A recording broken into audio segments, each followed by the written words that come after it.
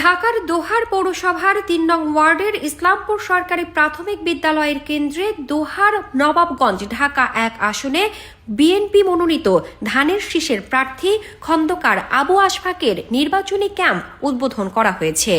শনিবার সন্ধ্যায় উপজেলার ইসলামপুর এলাকায় ক্যাম্প উদ্বোধন করা হয়।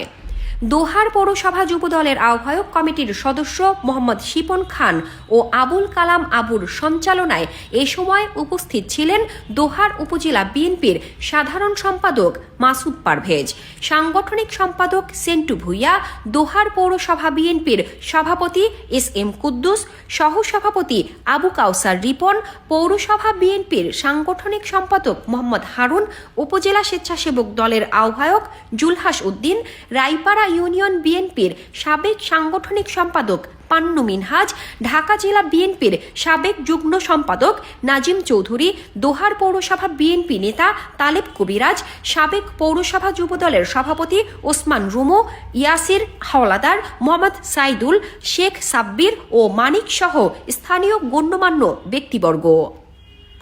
ইনশাআল্লাহ আমরা এখানে যারা আছি আগামী 12 ফেব্রুয়ারি আমরা সকলেই শপথ করি যে সারাদিন আমরা ধানের শীষে ভোট দিয়ে ইসলামপুর খাল পার্ক কেন্দ্র থেকে বিপুল ভোটে জয়যুক্ত করব।